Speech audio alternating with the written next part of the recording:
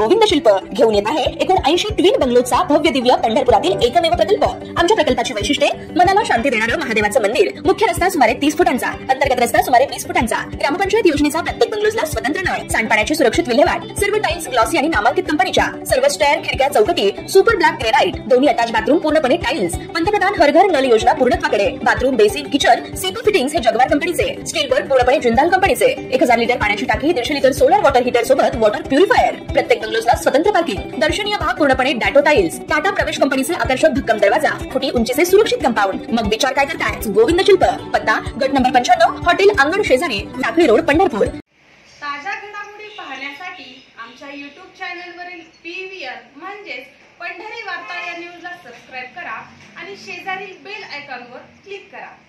2014च्या निवडणूक प्रचारादरम्यान विधानसभा मतदारसंघात मतदारांना पैसे वाटताना 6 जण आढळून आले होते। त्यावेळी तत्कालीन उमेदवार संजय मामा शिंदे यांच्या वतीने पैसे वाटण्यात येत असल्याचं करमाळा माढा पोलिसांनी फिर्यादीत नमूद करून माजी आमदार संजय मामा शिंदे यांचा देखील या गुन्ह्यात समावेश केला होता। 11 वर्षे याबाबतचा खटला करमाळा न्यायालयात चालल्यानंतर सोमवारी दिनांक 11 रोजी करमाळा न्यायालयानं सर्व 7 आरोपींची निर्दोष मुक्तता केली आहे। याबाबत सविस्तर माहिती अशी की दिनांक 13 ऑक्टोबर 2014 रोजी करमाळा माढा विधानसभा निवडणूक प्रचारादरम्यान पोलीस कर्मचारी कुमार गोडसे व मुजावर यांना तालुक्यातील भाळवणी शिवारातील गावडे यांच्या ढाब्याच्या समोर 6 जण मतदार याद्या व संजय मामा शिंदे यांचे प्रचार साहित्य सोबत घेऊन मतदारांना पैसे वाटताना आढळून आले होते।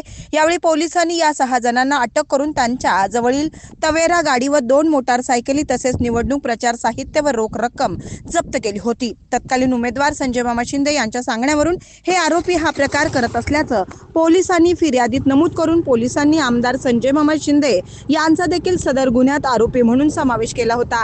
सहाय्यक पोलीस निरीक्षक AS माने यांनी या गुन्ह्याचा तपास करून सर्व आरोपींविरुद्ध करमाळा न्यायालयात दोषारोपपत्र दाखल केलं होतं। या खटल्याची सुनावणी दिवाणी न्यायाधीश SP कुलकर्णी यांच्या समोर झाली। या सुनावणी दरम्यान सरकार पक्षातर्फे 12 साक्षीदारांच्या साक्षी नोंदवण्यात आल्या।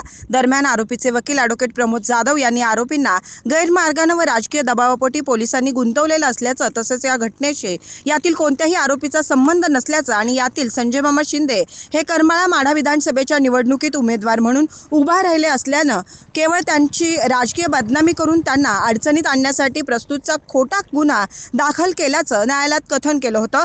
या प्रकरणी सरकारी पक्षाला आरोपी विरुद्धचा खटला सिद्ध करता आला नाही, त्यामुळे न्यायालयाने या सर्व आरोपींची निर्दोष मुक्तता केली आहे। सदर खटल्यामध्ये सरकार पक्षातर्फे ॲडव्होकेट सचिन लुणावत यांनी तर आरोपी पक्षातर्फे ॲडव्होकेट प्रमोद जाधव व ॲडव्होकेट सुनील रोकडे यांनी कामकाज पाहिलं।